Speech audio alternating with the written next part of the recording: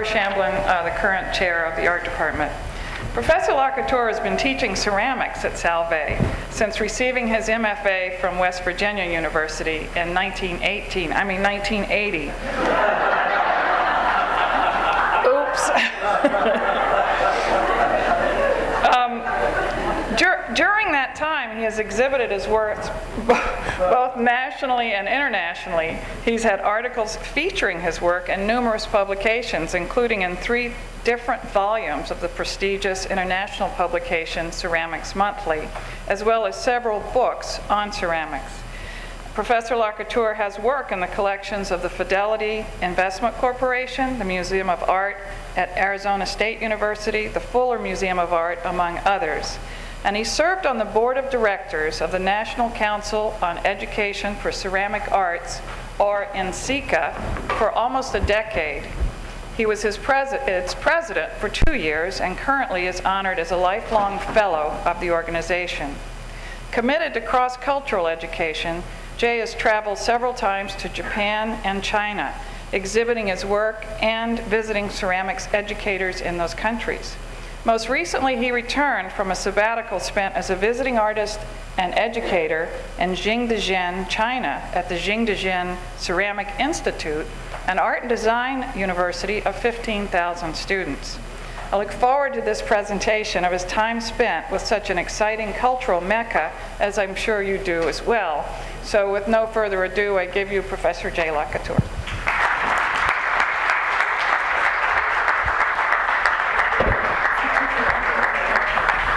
Can you hear me?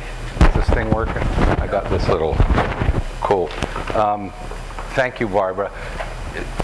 You know, being here for 30 years, I feel the last time I was in this space, I've never given a lecture here. This was an old gym, and I think I was over here, and I took a pass from Art Frankel, and I took a shot from the corner, so there's been a lot of, this place has evolved, as I have. You know, I've sort of grown up here. And I'm quite grateful for that. I'd like to thank the Sabbatical Committee and Dean Delamont for their confidence in recommending me for this sabbatical leave. I also wish to thank my colleagues in the art department, and John Sullivan, our faculty secretary, Dr. George Antone, the Director of International Studies, for their support and my interest in this China Odyssey. My trip to China would not have been possible without the help of Professor Bob Anderson, director of the West Virginia University Jingdezhen Ceramic Institute International Ceramics Program. Bob was my mentor in graduate school at WVU over 30 years ago. I recall his love for Chinese ceramics, and I now bear witness to the excellent program he founded in Jingdezhen. My family has also been instrumental in getting me to China.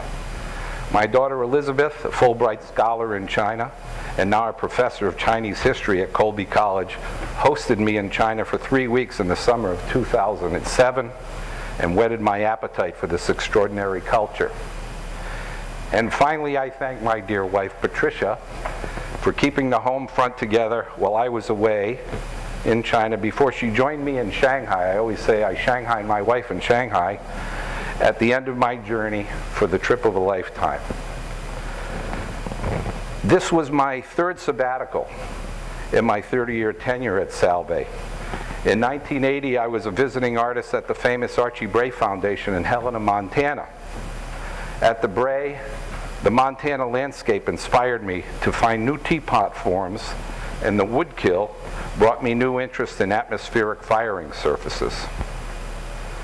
In 2000, I was supported with a sabbatical to go to Akita, Japan, to have an exhibition at the Akita Museum and Cultural Center with my friend, artist, and Shinto priest Kyozo Oka.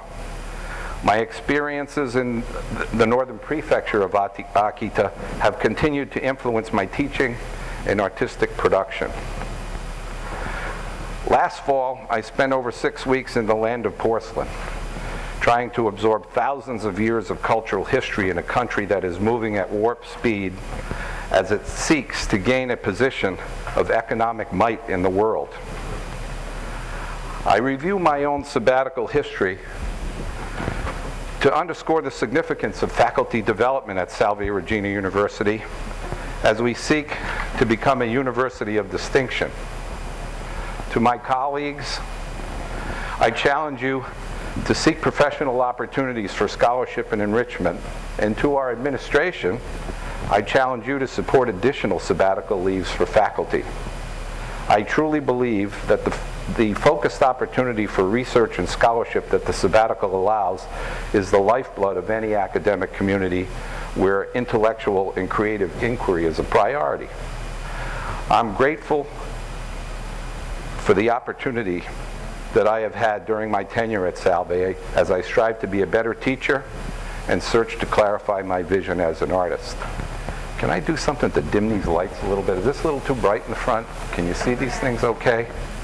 Oh, you just say it and it happens. Wow, this place is amazing. Since returning to campus, many of you have asked, so how was China? I will attempt to give you a glimpse as the impact is still reverberating in my creative unconscious. I am still in the midst of working with new forms and surfaces and with a new attitude towards my tools and materials. To put it bluntly and succinctly, China changed me. I wrestled with a number of titles for this talk. I thought the China Syndrome, Working in the Porcelain City, China, a Potter's Perspective, the Ceramics Culture of Jingdezhen, Jay's Excellent Adventure in China, China, the Mother of Repetition, the Land of One Child, and my favorite, Crouching Tiger, Eating Dog. It's not that bad. While I will focus on my experience in Jingdezhen, I will also share some of my observations and travel in this extraordinary culture. It's a lot to do in less than an hour, I hope. While in Jingdezhen, I became aware of a wise Chinese proverb that resonated through my work and observations. And it states, "To hear is to forget, to see is to remember, to do is to understand." To hear is to forget, to see is to remember, to do is to understand. This is how we conduct our inquiry in the art studios, where we truly believe that the value of our educational pedagogy lies in doing. I have long believed that my hands truly made my head smarter. Good thing, huh? Some of you are saying.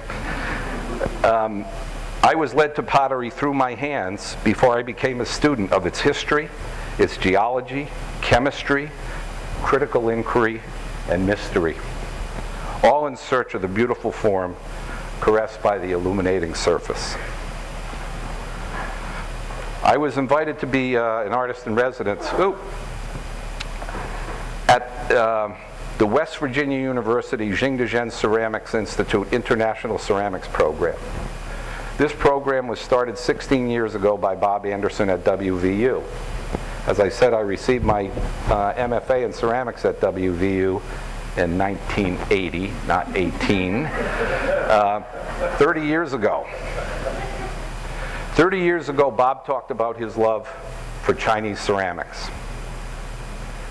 But the closest we came to it was the collection at the Freer Gallery in Washington, D.C., or the Royal Ontario Museum in Toronto. At that time, it was inconceivable to think that I could be living and working in the seat of porcelain production for over 2,500 years. Thanks to Bob's passion, insight, and commitment, I and hundreds of others have had this extraordinary opportunity. Let me introduce you to the studio and the people that made my stay so delightful. We had a number of visiting artists that would come in and do demonstrations. In this case, this guy was a faculty member at the Jingdezhen Ceramic Institute. Now, if you can imagine this, there's 15,000 students, around, I don't know, 11,000 or so are studying ceramics. It's, you know, it's sort of like, it's so relevant in the culture. This young guy came in. Apparently he's been doing these demonstrations since Bob started the program, and he's young. I think when he was 14, he started demonstrating. He'd sit there all day, and the studio would fill up with pots. And one of the things I'll talk about is the division of labor that happens through a lot of these, making a lot of these extraordinary objects. Now you'll notice the thrower has the guy in the green shirt. All he's doing is wedging and preparing clay. That's his job. The guy at the other wheel is a trimmer. He has a guy that all he does is sharpen tools all day. Everybody has a job, but everybody's job is about this big. And this is his work, just filling the studio up. As you and I would walk around and breathe, he'd be making pots happen. It was amazing. It was amazing. This is the kill room at the Institute. The Jingdezhen Ceramic Institute, they built a suburban campus, and the inner city campus is where this program is. Bob was really lucky that basically they were vacating these spaces, and so WVU struck up a relationship with JCI to make this whole thing happen. So that's how they got the studio space. West Virginia got the studio space. This is me firing a soda vapor kiln. They have a wood kiln, soda kiln, gas kilns, electric kilns, and I was there, I guess, mainly because I've done a lot of work in soda vapor firing, and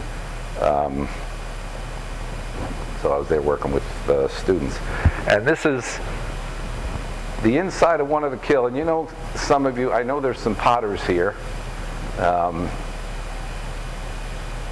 And sometimes things turn out so nice, and sometimes they're disasters. This is a teapot with a spout that fell off of it, and I show this because, you know, I've been doing this for a while, and, you know, I still screw up.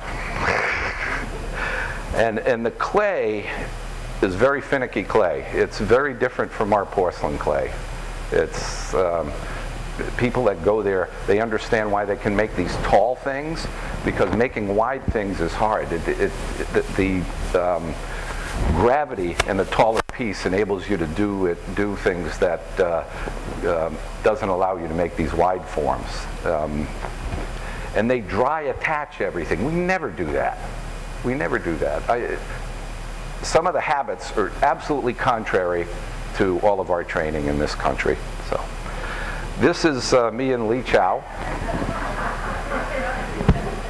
Now you ought to try explaining this t-shirt to some Chinese kids that are interested in English language, and how much information you have to give them about Red Sox, Yankees, and the whole deal.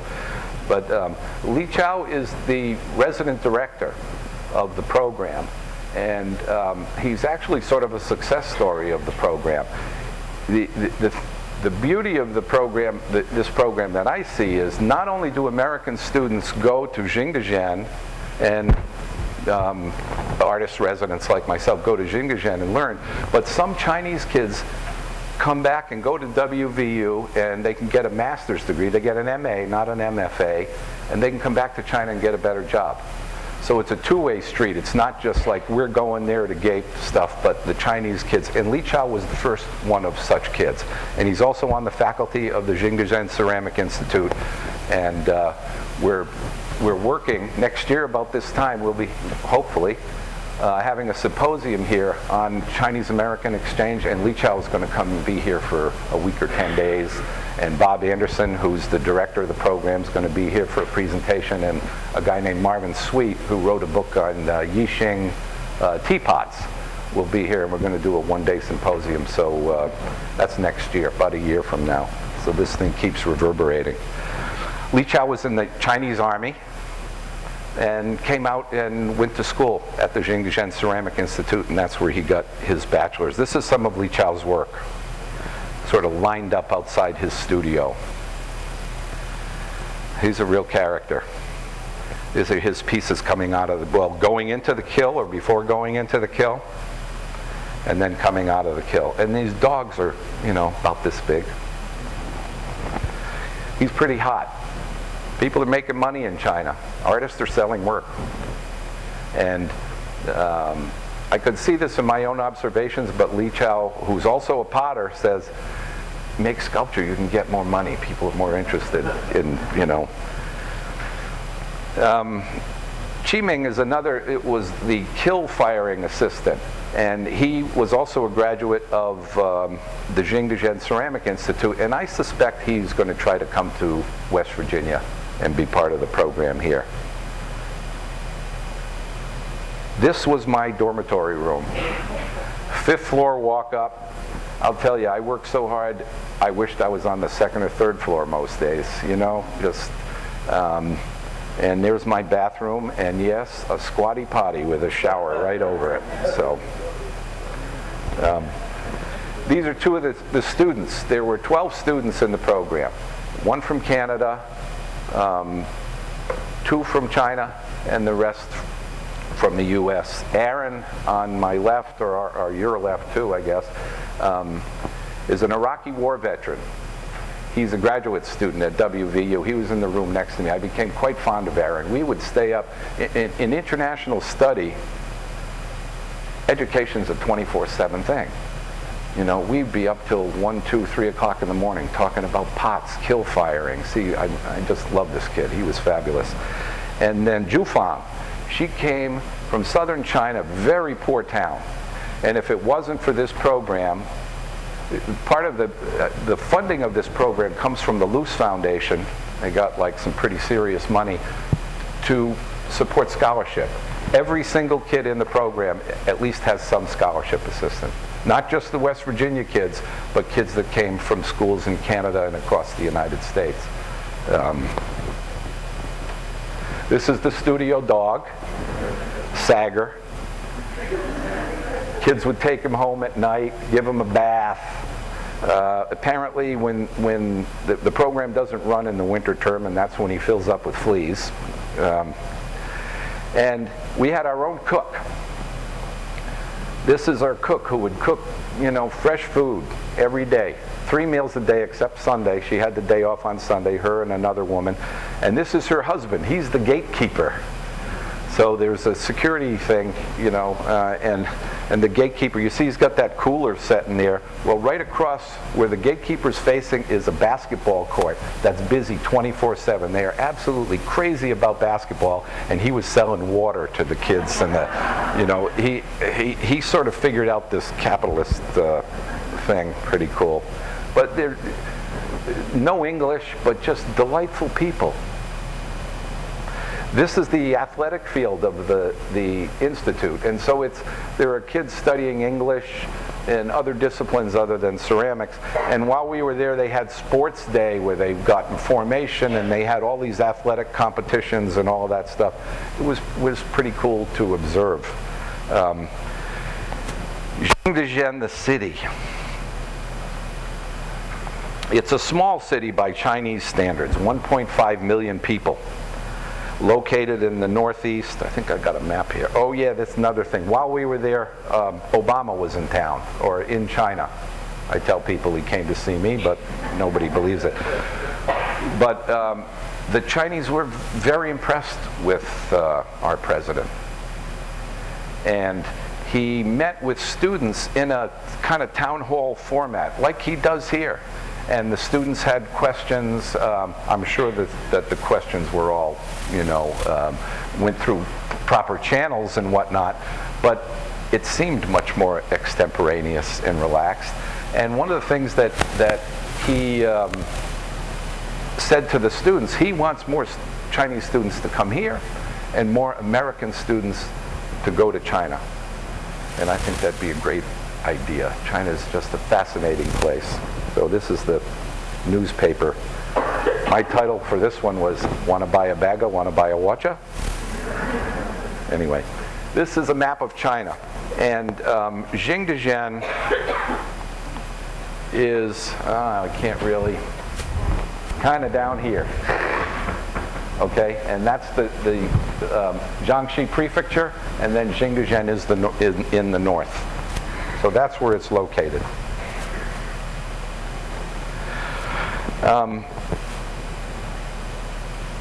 They say nearly 800,000 of the 1.5 million people are connected to ceramics production. producing over 1 million pieces of ceramics every day. I mean, I'm talking from the littlest, crappiest ceramics tchotchke to like some of the most beautiful things you've ever seen in your whole life. Nearly everyone in Jingdezhen has a clay connection. Jingdezhen has been known as the porcelain city since the Han Dynasty, which is 202 BC to 220 AD. And while there are some 57 ethnic cultural groups in China, the Han Empire established Chinese cultural patterns that still prevail today. During the Ming period, which is like 1368 to 1694, Jingdezhen became the seat of royal porcelain production with its famous blue and white Qinghua, as it's called, which literally means blue flowers. This signature work became a major export item through the Silk Road and eventually to North America.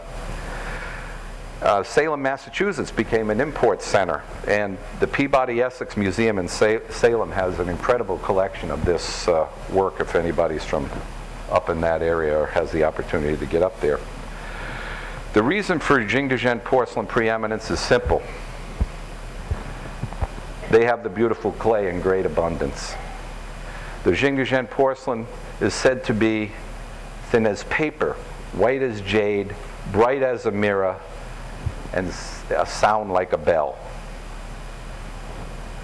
The site of this special material is Gowling Mountain, which is about 40 kilometers from Jingdezhen. Gowling literally means tall mountain, but it also gives us the word for kaolin, or white china clay, which is used to develop any porcelain clay body. The light posts are blue and white Ming ceramics, and every street is different. Some of them are fluted at the top, the decorations are different, but there's just like blue and white ceramic light posts. The trash receptacles in public places are made of ceramics. This is me at what they call a large vase factory. Now you see this building behind me that looks like it's almost ready to fall down? That's the factory. Sorta.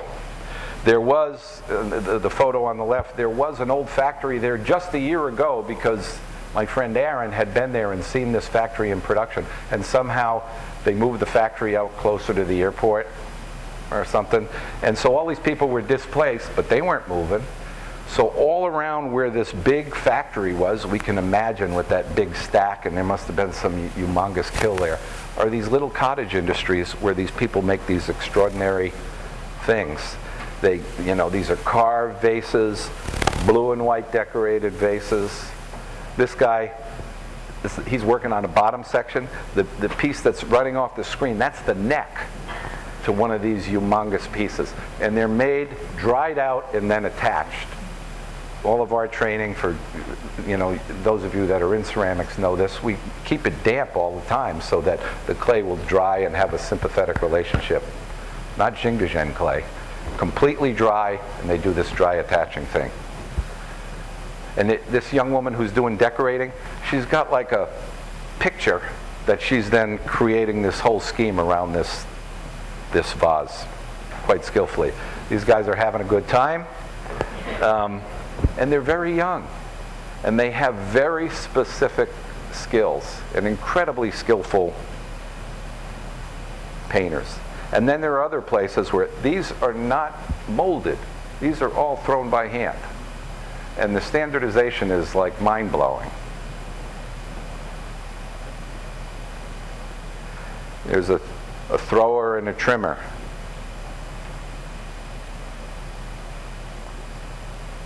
This is fabulous because you see that porch on the right? Those are all pots out to dry.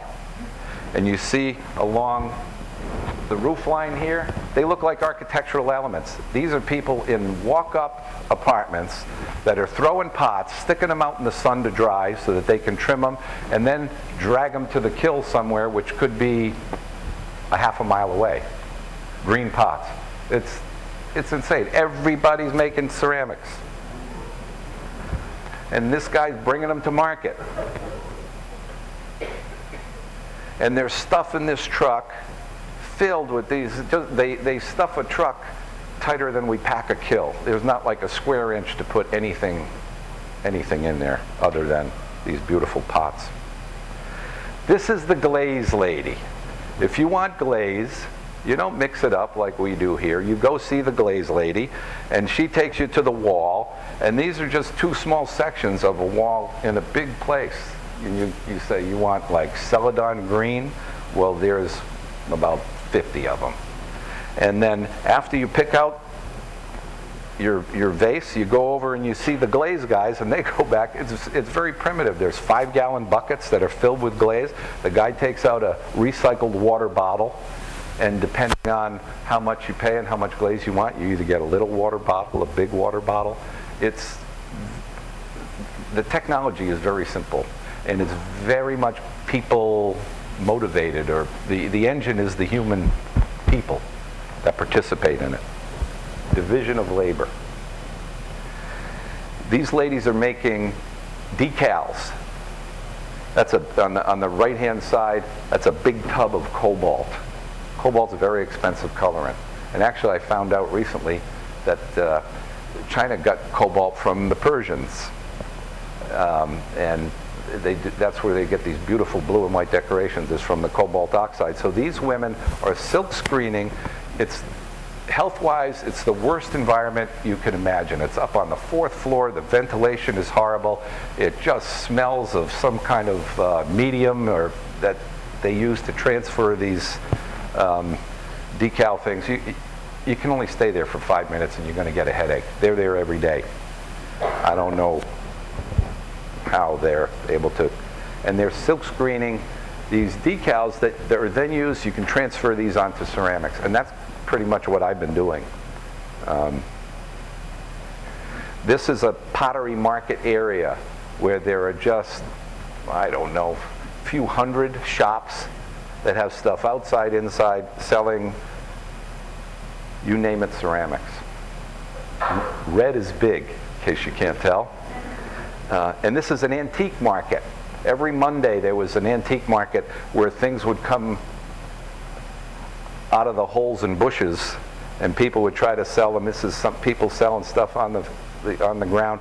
Those things on the right, those are saggers. When everything was fired in a wood kiln, they would take their porcelain pieces, put them in a container called a sagger, and fire them that way so that the ash wouldn't blemish the surface, so the surface would be pure and white. Well, a lot of times it'd get too hot, and so these things would melt and be part of these saggers forever. So you get kind of a record. It was interesting. It's really interesting. Food Alley. God, I love Food Alley.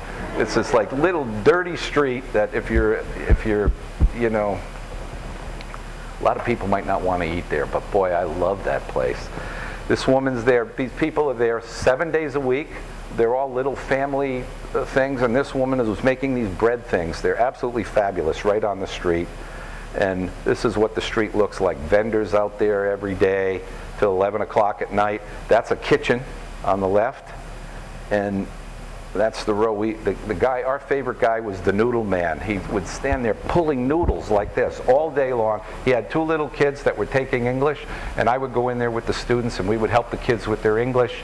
And you'd have this bowl of fabulous noodles with, you know, a vegetable broth for like 60 cents or something. I mean, yeah, Food Alley was great.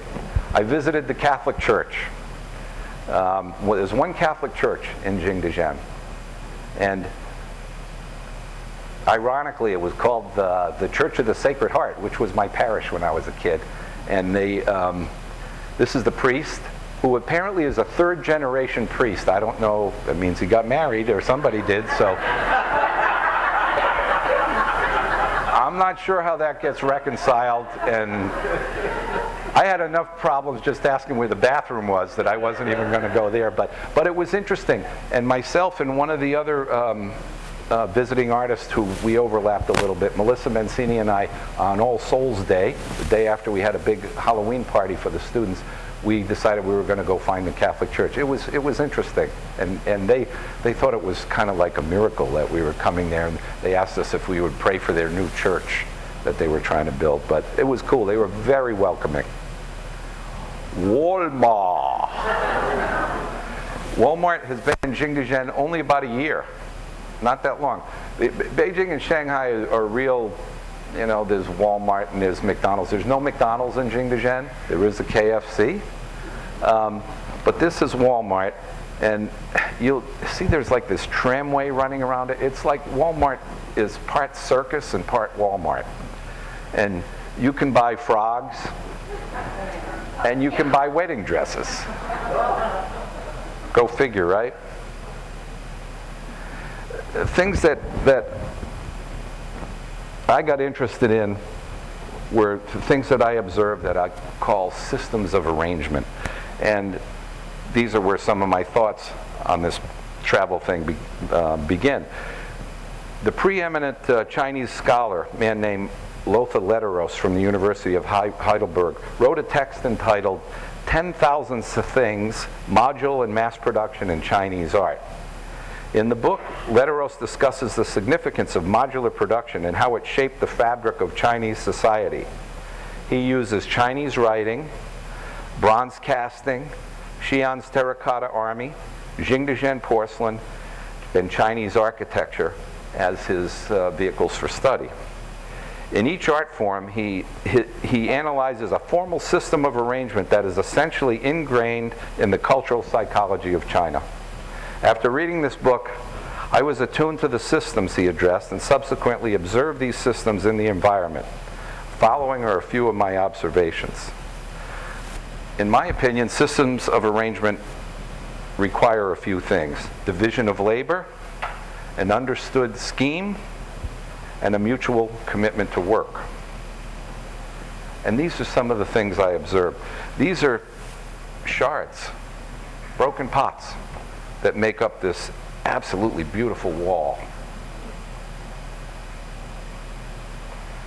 Again, pottery is the culture.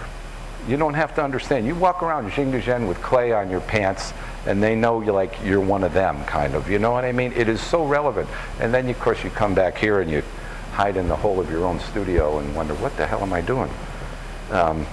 This is a beautiful kiln. This kiln is actually protected by the government.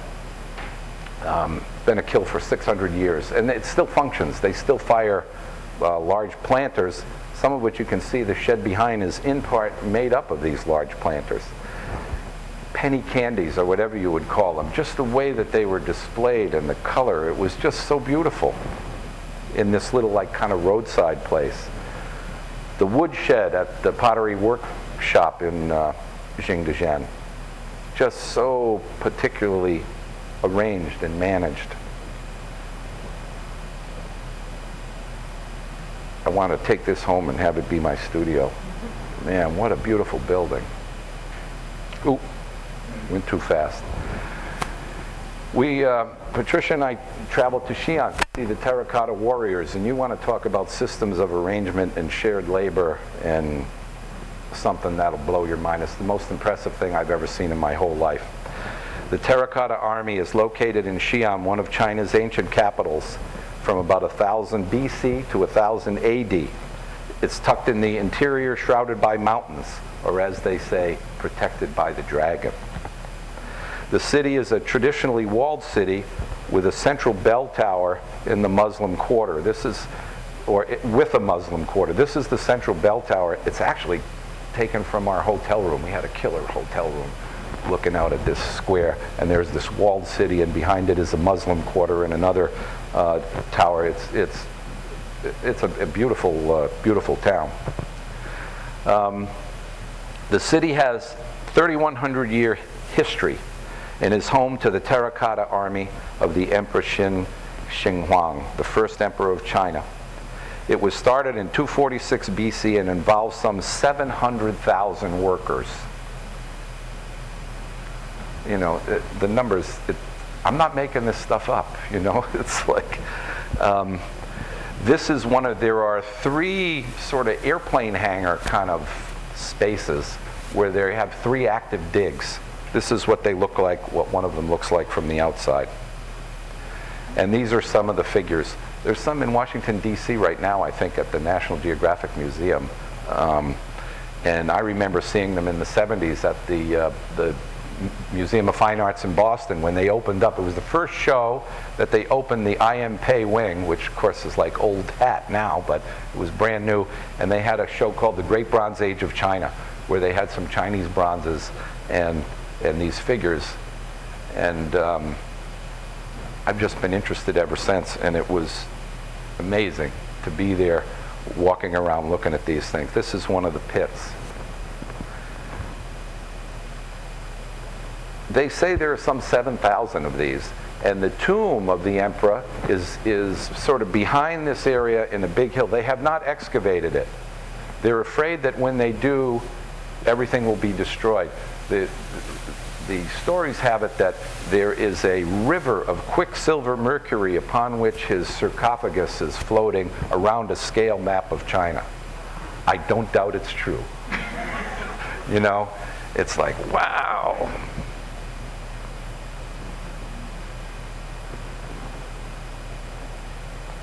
I remember seeing Jim Garman digging down on Thames Street, you know, a little hole in the ground. I'm looking at this going, eat your heart out, Garman.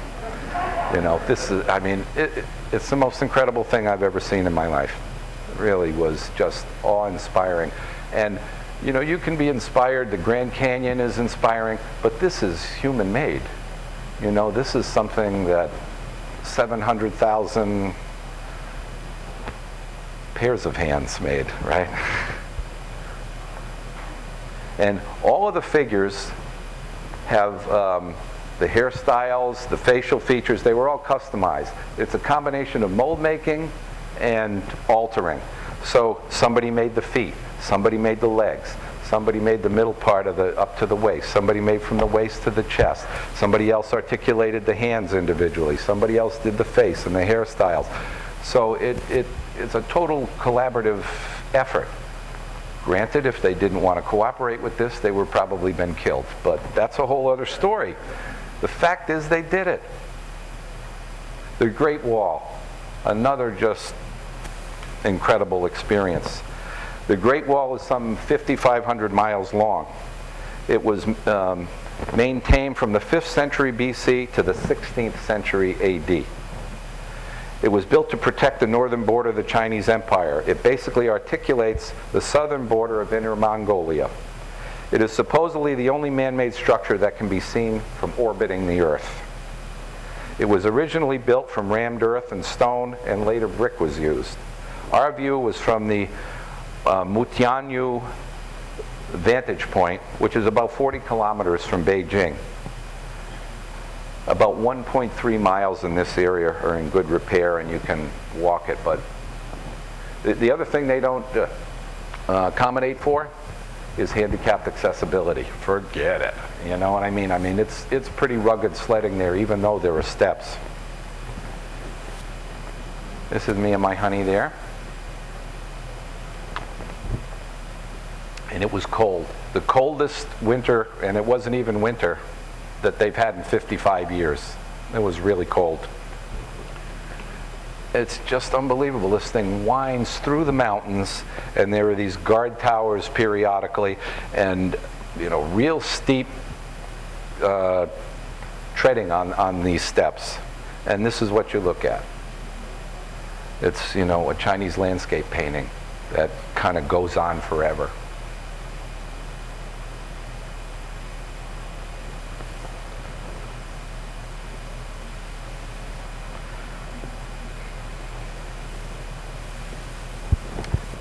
China House in Tianjin. This is an anomaly, and my daughter did her Fulbright research in Tianjin, and that's how I found out about this place. This guy who has dual citizenship, Canadian and Chinese citizenship, is a restaurateur and philanthropist, and he took this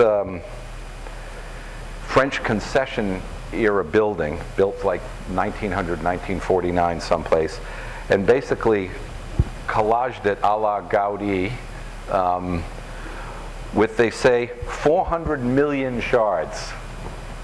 It apparently cost, the guy's name is Zhang Jingzi. It apparently cost him some $65 million to decorate. It opened to the public just in 2007, but let me give you an eyeful.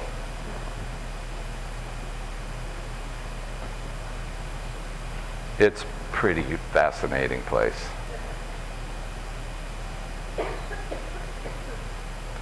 And he would go around and wheel and deal with some of the potters and obviously get a lot of the cracked and unused things. And when I was there in 07, they were still working on it, just before it opened. It is absolutely amazing. Talk about decoration. This was one of my favorite pieces of kind of cultural transference. The Yixing teapot, these little tiny pots used for tea, which they use all over China.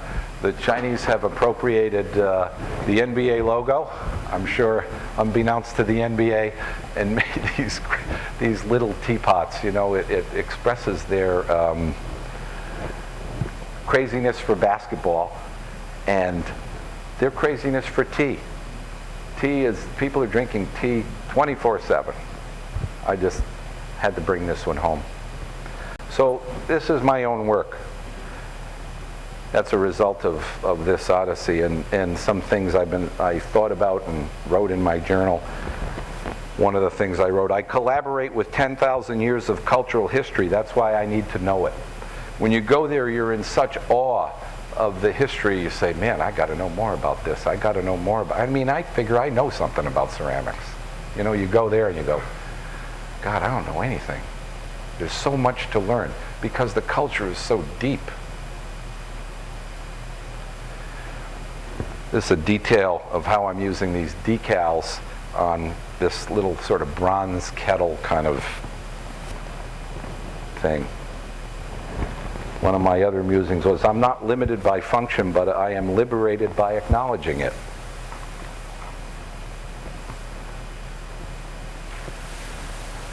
How does one get decoration to illuminate form? And by illuminate, I mean light up, clarify.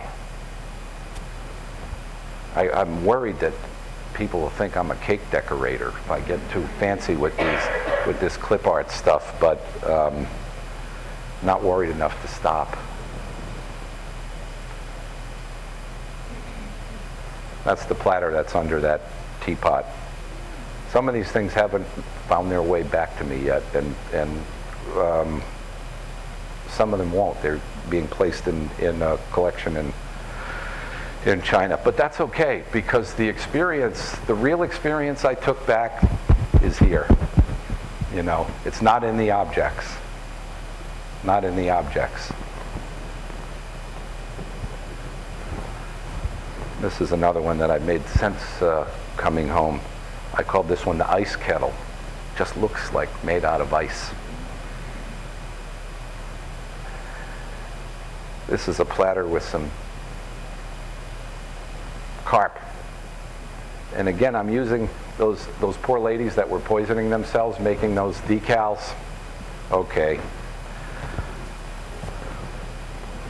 One of my other things I was thinking about in terms of decoration is less more. And I don't think so. More is more and less is less. But when is enough enough? Another platter. They're, you know, maybe about this big around. I had the opportunity when I was in Jingdezhen. This is how crazy they are about ceramics. I gave a lecture on TV. And it's not because I'm a rock star or I'm Michael Jordan. It's just because they love ceramics. And they have this Friday night lecture thing, and I was asked to give a lecture through an interpreter. It's anybody's ever done that. It's a little awkward, but anyway, it was interesting. And I'm going to share with you the last paragraph of my lecture and show you the last image, because I didn't bait you with it at the beginning. I thought about it, but I didn't. That I'm going to show you the most beautiful thing ever made in China. Are you ready? Okay. Here I am giving this talk. Finally, I would like to share with you what I believe is the most beautiful thing ever made in China. This is my granddaughter, Cleo May, or Mei Mei, as we call her, who was conceived about 3 years ago in Tianjin when my daughter, a Chinese historian, was a Fulbright scholar. Mei, spelt M-E-I, of course, means beautiful. My late mother's name was also Mei, M-A-E. I hold them both dear to my heart, just as now as I hold Jingdezhen and its wonderful people in my heart. I thank you for your gift to me and for this opportunity to share my thoughts and feelings about my work in clay. Xie xie. And I thank you all for your interest and attention, and great to see so many old friends here. So thank you very much.